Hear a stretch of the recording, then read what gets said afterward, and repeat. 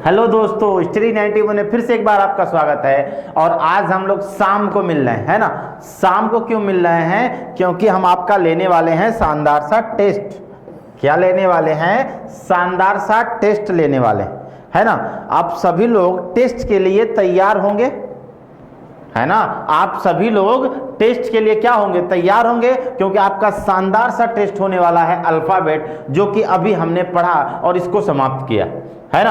Alphabet को हमने पढ़ा और समाप्त किया, तो इसके लिए हमने सोचा कि सबसे पहले हम आपका टेस्ट ले लेते हैं कि आप कहाँ पे बिलोंग करते हैं। जो पढ़ाया आप समझ पाए हैं कि नहीं समझ पाए, ठीक है। पूरा 10 से 11 पार्ट में हमने अल्फाबेट को समाप्त करा है। तो यहाँ से आप उस सेशन को आराम से देखिए और चेक करिए कि आपने वाकई में अच्छा किया है कि नहीं किया है, ठीक है। चलिए तो शुरू करते हैं, ठीक है। जो लोग हमारे एप्लीकेशन को डाउनलोड नहीं किए हैं उसको डाउनलोड कर लें, और जो हम ये टेस्ट करा रहे हैं, अभी आपको जो टेस्ट दे रहे हैं, इसकी सीबीटी कंप्यूटर बेस्ड टेस्ट आपको हमारे एप्लीकेशन प्लेटफॉर्म पे मिल जाएगा। तो अगर आपने डाउनलोड कर लिया है तो अच्छी बात है, अगर नहीं किया है तो आप तुरंत से उसको डाउनलोड कर लें, और डाउनलोड कर लिया है तो अपने मित्र को भी सजेस्ट करके हमारे चैनल को डाउनलोड कराएं, ठीक है। चलिए शुरू करते हैं हम लोग। आपके स्क्रीन पर रहा प्रश्न संख्या 1, है ना। आई होप आसानी से आप इसका आंसर दे सकते हैं। क्या कह रहा है? अंग्रेजी वर्णमाला में आपके बाईं ओर से 16वें अक्षर के दाईं ओर 8वां अक्षर कौन सा होगा? अब आपको ये जान के आश्चर्य होगा कि जितने भी प्रश्न अभी मैं आपको लेकर आया हूं, ये कहीं ना कहीं परीक्षा में आपसे पूछे गए हैं। तो जो भी 10 से 15 16 सवाल हैं जो भी हैं, वो कहीं ना कहीं परीक्षा में आपके आए हैं, ठीक है। तो आप इस चीज को टेस्ट दें और चेक करें कि क्या वाकई आपको पढ़ने का आनंद आ रहा है, जो पढ़ा आपने वो समझ पाए हैं कि नहीं, ठीक है। अब देखिए, अंग्रेजी वर्णमाला में आपके बाईं ओर से 16वें अक्षर के दाईं ओर 8वां अक्षर कौन सा होगा? यहाँ पे कोई ऑर्डर नहीं लिखा गया है। हमने आपको कितने प्रकार का पढ़ा है? Usual order, reverse order, first half reverse, second half reverse और बोथ हाफ रिवर्स। 5 प्रकार से हमने वर्णमाला को पढ़ाया है। 5 प्रकार से हमने आपको वर्णमाला को पढ़ाया है, लेकिन ये उसमें किसी भी प्रकार का लिखा नहीं है। तो जब भी कुछ न लिखा रहे, जब भी वर्णमाला का कोई ऑर्डर न लिखा रहे, तो आप इसको क्या कहेंगे? आप इसको यूजुअल ऑर्डर में रखेंगे। किस ऑर्डर में रखेंगे? यूजुअल ऑर्डर में रखेंगे। क्यों? क्योंकि परीक्षा में यही पैटर्न आपको आने वाला है, ठीक है। तो क्या कह रहा है? बाईं ओर से 16वें के दाईं ओर 8वां, है ना। हमने आपको बताया है क्या कि जब L और R हो तो प्लस, और L और L हो तो माइनस, R और L हो तो प्लस, और L और R हो तो R और L हो तो प्लस, और R और R हो तो क्या होता है? माइनस होता है। तो चूंकि ये L और R है तो क्या करेंगे? प्लस कर देंगे। क्या हो जाएगा? L24, और L24 हमको पता है वर्णमाला में क्या होता है? X आता है। तो इस प्रश्न के लिए तीसरा ऑप्शन हमारा क्या होगा? राइट आंसर होगा। तो जिन लोगों ने X आंसर किया है वो खुश हो सकते हैं, और जिन लोगों ने X आंसर नहीं किया है वो तुरंत मुर्गा बन जाए, है ना। तुरंत क्या करें? मुर्गा बन जाए, या कान दे के उठक बैठक करें, ठीक है। चलिए आगे देखिए। अंग्रेजी वर्णमाला में आपके दाईं छोर से 11वें के बाईं ओर 7वां अक्षर क्या होगा? है ना। अंग्रेजी वर्णमाला में आपके दाएं ओर से 11वें अक्षर के बाईं ओर 7वां अक्षर क्या होगा? ये भी आसान सा सवाल है, आप आसानी से आंसर दे देंगे, ठीक है। R11 L7, है ना। R11 L7, L और R है तो क्या करेंगे? जोड़ देंगे। कितना हो जाएगा? R18, है ना। अब देखिए, यहां पे हमने कॉन्सेप्ट बनाया था। वर्णमाला को हमने याद सिर्फ एक प्रकार से किया था, वो था यूजुअल ऑर्डर लेफ्ट से। कैसे याद किया था? यूजुअल ऑर्डर लेफ्ट से हमने इसको याद किया था। और इस तरीके के लिए हमने कॉन्सेप्ट बनाया है क्या कि जब समीकरण का मान राइट से दिया हो तो उसे लेफ्ट से बदलने के लिए हम क्या करते हैं? 27 से घटा देते हैं, और 27 - 18 बराबर क्या हो जाएगा? L9, और L9 क्या होने वाला है? I होने वाला है। तो इसके लिए दूसरा ऑप्शन आपका क्या हो जाएगा? राइट आंसर हो जाएगा। क्यों? क्योंकि यहाँ पे कोई ऑर्डर नहीं दिया है, तो इसको हमने बताया आपको क्या मानेंगे हम? Usual order. क्यों? क्योंकि अंग्रेजी वर्णमाला लेफ्ट से राइट ही उसका सही क्रम होता है।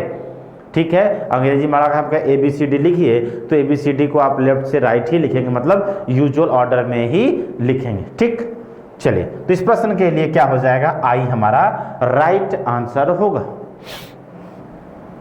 चलिए आगे, यदि अंग्रेजी वर्णमाला में आपके बाईं ओर से 16वें के अंग्रेजी वर्णमाला में बाईं ओर से 16वें के दाईं ओर 8वें के दाईं ओर 17वां अक्षर क्या होगा, है ना।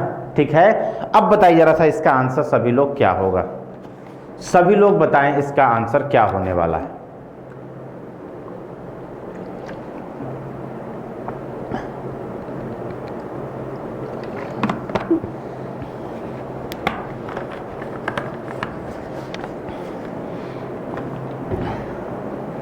ठीक है, चलिए L है तो L लिख दिया, R पे प्लस और R पे प्लस, तो 16 8 24, 24 7 31 और 10 क्या हो गया 41, 41। अब समस्या है कि वर्णमाला में सिर्फ 26 लेटर होते हैं और यहाँ पे आंसर आ गया 41, क्या करेंगे। तो हमने आपको बताया है कि जब समीकरण का मान वर्णमाला के क्रम 26 से ज्यादा आए, क्या, जब समीकरण का मान वर्णमाला के क्रम 26 से ज्यादा आए तो उसे वर्णमाला क्रम में लाने के लिए हम क्या करते हैं, उनमें से 26 घटा देते हैं। तो उसे वर्णमाला क्रम में लाने के लिए हम क्या करते हैं, उनमें से 26 घटा देते हैं, क्या हो जाएगा L15 और L15 क्या होता है, O होता है। तो तीसरा ऑप्शन हमारा क्या हो जाएगा, राइट आंसर होगा। तीसरा ऑप्शन हमारा क्या हो जाएगा, राइट आंसर होगा। ठीक है, चलिए आगे। ठीक, अंग्रेजी वर्णमाला अब यहां पे कर दिया विपरीत क्रम, देखिए ऑर्डर बदल दिया, क्या कर दिया, विपरीत क्रम। क्या कर दिया, यदि अंग्रेजी वर्णमाला को विपरीत क्रम में लिखा जाए तो आपके बाएं 18वें अक्षर के बाएं 8वां अक्षर कौन सा होगा। अब देखिए क्या किया है, अब इसको चेंज करके रिवर्स ऑर्डर में लिख दिया गया। क्या लिख दिया गया है, रिवर्स ऑर्डर में बाईं ओर से 18वें के बाएं 8वां, है ना। अब देखिए L और L है ना, L और L है तो सबसे पहले माइनस हो जाएगा और एक क्या हो जाएगा L10। L10 किसका, तो आप कहेंगे रिवर्स ऑर्डर का। तो अगर आप रिवर्स ऑर्डर पढ़े हैं तो वहां पे हमने कॉन्सेप्ट बनाया था क्या, कि अंग्रेजी वर्णमाला को विपरीत क्रम में लिखा जाए, है ना। अंग्रेजी वर्णमाला को विपरीत क्रम में लिखा जाए, है ना। अंग्रेजी वर्णमाला को विपरीत क्रम में लिखा जाए तो उसे सही क्रम में बदलने के लिए हम क्या करते हैं, बाएं को दाएं व दाएं को बाएं से बदल देते हैं, बाएं को दाएं व दाएं को बाएं से बदल देते हैं। तो ये क्या हो जाएगा दोस्तों, R10 हो जाएगा। और R10 है तो हम इसको किससे घटाना है, 27 से, L17 और L17 क्या हो जाएगा, Q हो जाएगा। तो पहला ऑप्शन हमारा क्या होगा, राइट आंसर होगा, है ना। पहला ऑप्शन हमारा क्या होगा, राइट आंसर होगा। ठीक, चलिए आगे। अंग्रेजी वर्णमाला के प्रथम अर्धांश को विपरीत क्रम में लिखा जाए, अंग्रेजी वर्णमाला के प्रथम अर्धांश को विपरीत क्रम में लिखा जाए तो दाईं ओर से 10वें अक्षर के बाईं ओर 7वां अक्षर, है ना। तो अब क्या हो जाएगा, L और R जोड़ देंगे तो कितना हो जाएगा बताइए, R17 हो जाएगा। L और R जोड़ देंगे तो क्या हो जाएगा, R17 हो जाएगा ना। और R17 को हम चेंज करेंगे पहले लेफ्ट में तो 27 से घटाएंगे, क्या हो जाएगा L10। और प्रथम अर्धांश परिवर्तन में हमने आपको बताया था क्या, कि अगर मान 13 या 13 से कम हो तो किससे घटाते हैं, 14 से घटाते हैं, है ना। और 14 या 14 से अधिक किंतु 26 या 26 से कम हो तो कोई प्रभाव नहीं पड़ता है। 14 - 4 बराबर क्या हो जाएगा L4, और L4 क्या होता है, L4 होता है D, है ना। L4 क्या होता है, L4 होता है D। इसका मतलब क्या हो जाएगा, दूसरा ऑप्शन हमारा क्या होगा, राइट आंसर होगा। ठीक, दूसरा ऑप्शन हमारा राइट आंसर होगा। ठीक, चलिए अगला प्रश्न आप जरा सा आंसर दें इसका, अगला प्रश्न और आप इसका आंसर दें क्या होने वाला है।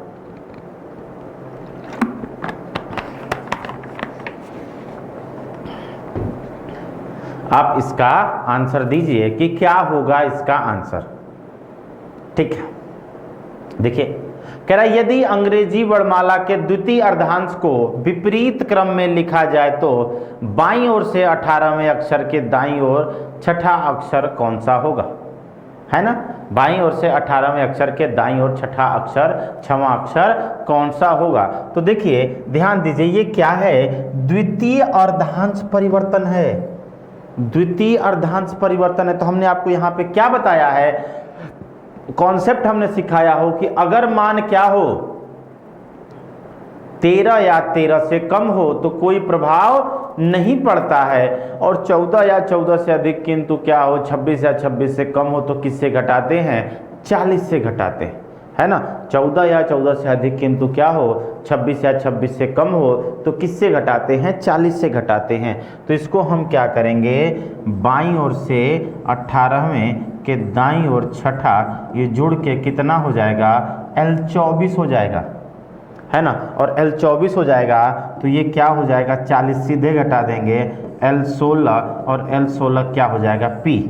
अब आपके दिमाग में एक डाउट, इसका आंसर तो हो गया P, लेकिन आपके दिमाग में एक डाउट जाएगा क्या, कि यहां तो हमने सीधे 40 से घटा दिया, लेकिन इसके पहले वाले प्रश्न में सबसे पहले हमने 27 से घटाया था, उसके बाद 14 से घटाया था, है ना। तो ध्यान दीजिएगा कि यहां पे अगर हमने एक बात कही कि जब मान 13 या 13 से कम हो, जब मान 13 या 13 से कम हो तो 14 से घटा देते हैं, तो 13 या 13 से कम किधर से, यहां पे क्या हमने पोजीशन की बात की, नहीं की, लेकिन यहां पे हमने आपको बताया था कि एक हिडन शर्त होती है क्या, 13 या 13 से कम किधर से, लेफ्ट से, 14 या 14 से अधिक किंतु 26 या 26 से कम किधर से, लेफ्ट से, है ना। तो अब जब मान राइट दिया, जब मान राइट दिया तो सबसे पहले हम इसको क्या करेंगे, लेफ्ट में परिवर्तित करेंगे। अगर मान राइट में दिया तो सबसे पहले हम इसको क्या करेंगे, लेफ्ट में परिवर्तित करेंगे, है ना। और 17 को हमने इसलिए लेफ्ट में परिवर्तित किया, क्यों, और लेफ्ट में परिवर्तित करने के लिए हमने आपको बताया था कि ट्रिक क्या होता है, कि अगर क्या बताया था कि यदि क्या राइट में दिया हो तो उसे लेफ्ट में बदलने के लिए हम क्या करते हैं, 27 से घटा देते हैं, क्यों, क्योंकि LHS का मान और प्लस RHS का मान कितना होता है, 27 होता है ना। अगर हम किसी भी प्लेस की लेफ्ट की वैल्यू और उसकी राइट की वैल्यू को ऐड करें तो क्या होता है 27। अगर हमको LHS फाइंड करना है तो 27 और इधर क्या हो जाएगा, माइनस। अगर 27 में से हम RHS के मान को घटा दें तो क्या होता है, वो लेफ्ट में परिवर्तित हो जाता है, इसलिए हमने इस 27 को क्या किया है, लेफ्ट में परिवर्तित किया है। बात समझ में आई, क्लियर है। चलिए अब जो लोग हमारे साथ जुड़ना चाहते हैं, टेलीग्राम चैनल आप सर्च कर सकते हैं, आपकी स्क्रीन पे आ रहा होगा हमारा क्या टेलीग्राम चैनल, वो क्या है, वो है विकास सिंह रीजनिंग, है ना। आप सीधे हमारे टेलीग्राम चैनल के साथ जुड़ सकते हैं और कोई भी आपकी समस्या हो रीजनिंग संबंधित, वहां पे आप इसको डिस्कस कर सकते हैं, डिस्कशन रूम ज्वाइन करके, ठीक है। चलिए आपके स्क्रीन पर रहा प्रश्न, इसको पढ़िए और सॉल्व करने का प्रयास कीजिए, तब तक मैं 1 सेकंड में आ रहा हूं।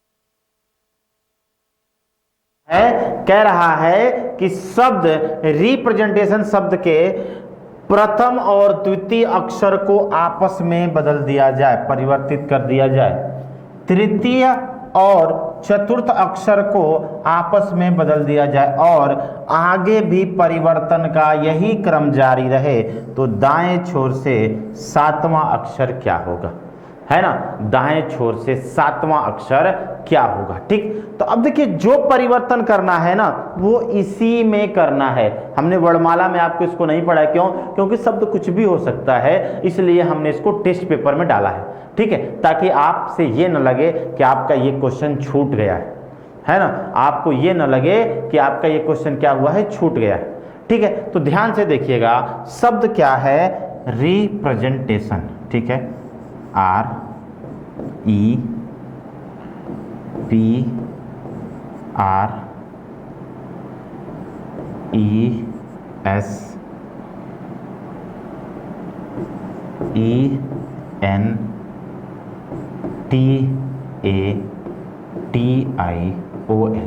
अब देखिए पहले और दूसरे अक्षर को मतलब दो दो की पेयरिंग में चेंजिंग होगी, है ना, दो दो के पेयरिंग में क्या होगा, परिवर्तन होगा।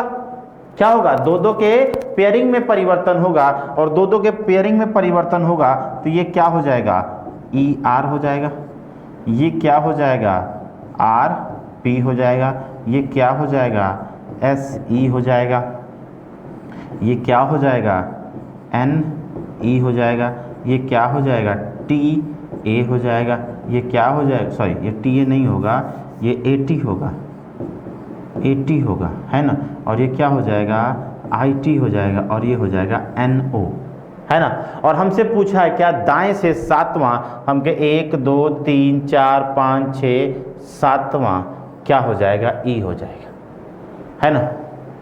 अब देखिए ये तो हो गया बेसिक मेथड। प्रश्न उठता है क्या यही एक तरीका है इसको सॉल्व करने का, तो बताइए जब हम सब में परिवर्तन करेंगे तो हमारा समय बर्बाद होगा ना, बताइए समय बर्बाद होगा ना, क्या जरूरत है, आप मत करिए इसको ना, आप मत करिए। आपको ये पता है कि पेयरिंग में परिवर्तन हो रहा है तो आपने पेयर बना दिया, 1 2 3 पेयर, 4 पेयर, 5 पेयर, 6 पेयर। बाकी चीजों से आपसे क्या मतलब है, बाकी चीजों से आपसे क्या मतलब है, आप देखिए कि दाएं से सातवां अक्षर में क्या परिवर्तन है, बस वही देखिए, जैसे 1 2 3 4 5 6 यही तो सातवां हो जाएगा N, और N परिवर्तन होकर क्या हो जाएगा, ये E उधर चला जाएगा और ये हो जाएगा NE। अब देखिए 1 2 3 4 6 को छोड़ दिया, सातवां क्या हो गया, E हो गया, सीधे हमने आंसर कर दिया। पूरा चेक करके पूरा बदल के टाइम खराब करने की जरूरत नहीं है। एग्जाम में आप अपने समय को बचाइए, और जितना समय बचाएंगे उतना आपके लिए क्या होगा, अच्छा होगा, है ना, जितना समय बचाएंगे उतना क्या होगा, अच्छा होगा। ठीक है, चलिए आगे देखिए, प्रश्न पढ़िए जरा सा। यदि शब्द यूनिवर्सल के प्रथम 3 अक्षरों को विपरीत क्रम में लिखा जाए, फिर अगले 3 अक्षरों को विपरीत क्रम में लिखा जाए और आगे भी परिवर्तन का यही क्रम जारी रहे, तो उस क्रम में बाएं से सातवां अक्षर कौन सा होगा, उस क्रम में बाएं से सातवां अक्षर कौन सा होगा, है ना। क्या पूछा है कि उस क्रम में बाएं से सातवां अक्षर क्या होगा। अब ध्यान से देखिएगा, है ना, कि क्या होने वाला है, ध्यान से देखिएगा। कह रहे शब्द यूनिवर्सल, है ना, देखिए लिख देते हैं UNIVERSAL। ठीक, तो अब देखिए 3 अक्षर को, 3 अक्षर, प्रथम 3 अक्षर को विपरीत क्रम में क्या हो जाएगा, INU, फिर क्या हो जाएगा REV, और फिर क्या हो जाएगा LAS, है ना। और बाईं ओर से सातवां क्या हो गया, L हो गया, L हमारा क्या हो जाएगा, राइट आंसर हो जाएगा। लेकिन क्या इस तरीके से लगाना आपको अच्छा लग रहा है, नहीं लग रहा आपको कि आपका समय बर्बाद हो रहा है, मत कीजिए ना। अभी तो हमने बताया कि सातवां मतलब इस 3 से कोई मतलब नहीं, इस 3 से कोई मतलब नहीं, यही होगा, है ना। 6 हो गया, ये हो गया, इसको परिवर्तित कर दिया, LAS, यही हो गया सातवां, L हमारा आंसर हो गया, बच गया समय।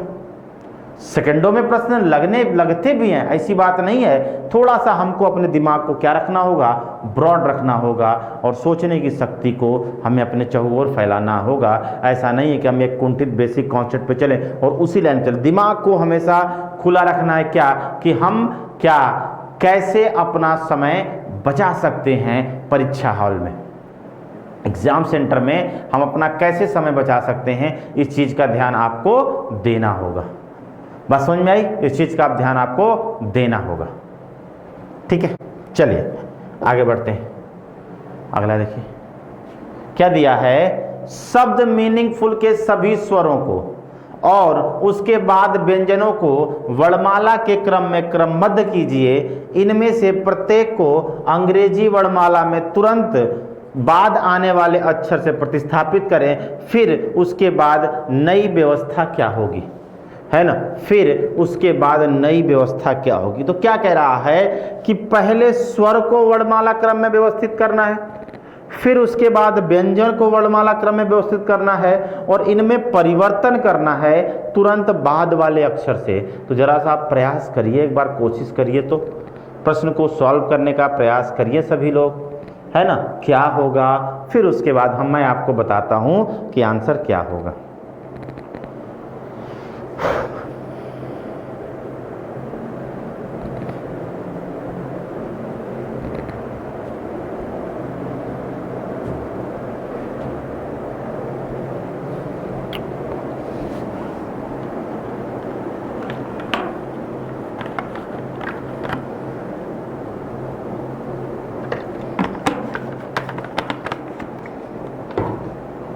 देखिए शब्द क्या है, मीनिंगफुल।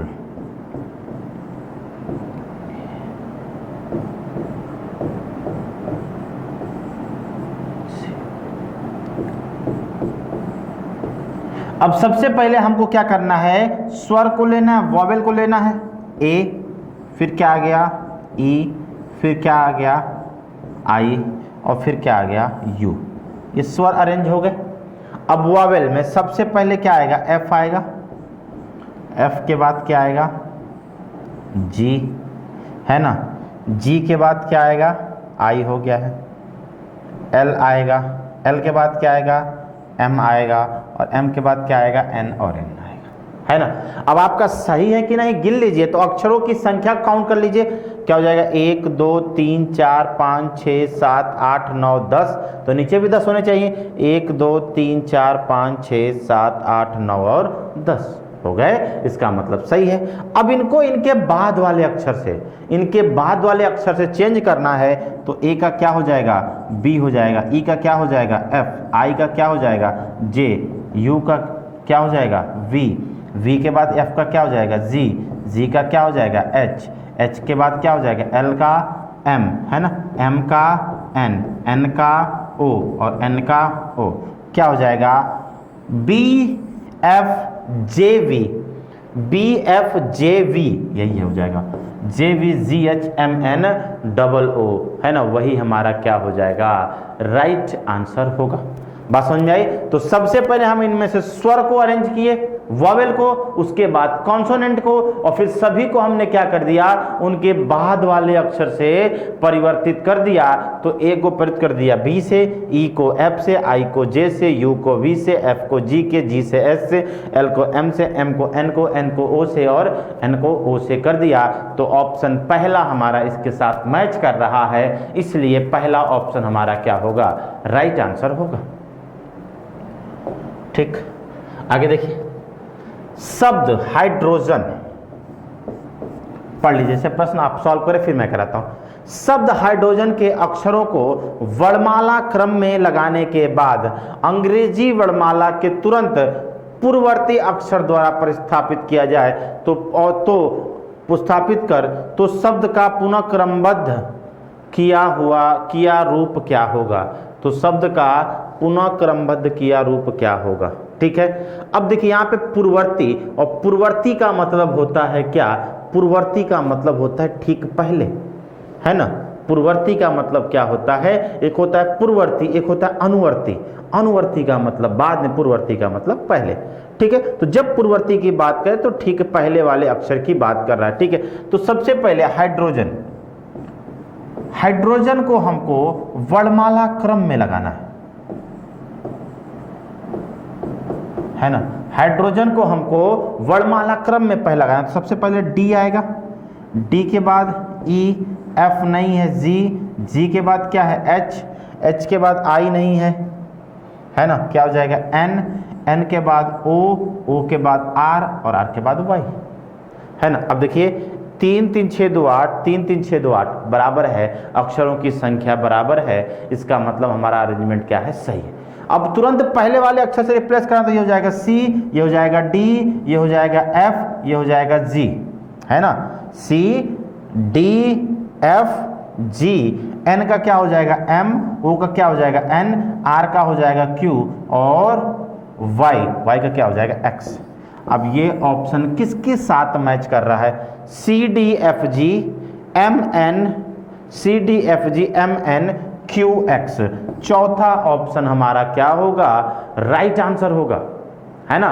चौथा ऑप्शन हमारा क्या होगा, तो आप कह सकते हैं कि चौथा ऑप्शन आपका राइट आंसर होगा।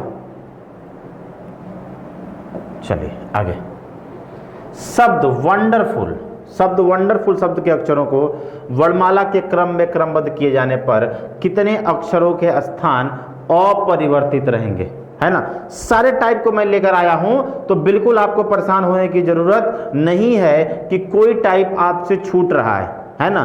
क्लास में नहीं, टेस्ट में करा दिया, बात तो वही हुई ना। ठीक है, चलिए वंडरफुल, देखिए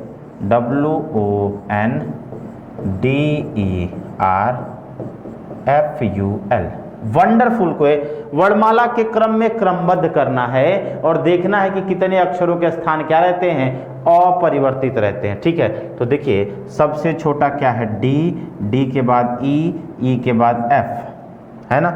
एफ के बाद क्या है एल, एल के बाद एन, एन के बाद ओ, ओ के बाद आर, आर के बाद यू और यू के बाद डब्ल्यू। अब बताइए कि W यहाँ पे चेंज हुआ है, चेंज हुआ है, चेंज हुआ है, चेंज हुआ है, चेंज हुआ है, चेंज हुआ है, चेंज हुआ है, लेकिन U के नीचे U, क्या U का स्थान चेंज हुआ है, नहीं हुआ है। पहले भी वो दाएं से दूसरा था और चेंज करने के बाद भी दाएं से क्या है, दूसरा है। तो कितने अक्षर के स्थान अपरिवर्तित हैं, तो आप कहेंगे एक अक्षर वो क्या है U, जिसका स्थान क्या है, अपरिवर्तित है। U ऐसा एक अक्षर है जिसका स्थान क्या है, अपरिवर्तित है। तो यहां पे आंसर क्या हो जाएगा, U हो जाएगा। ठीक, आगे चलिए, शब्द फादर,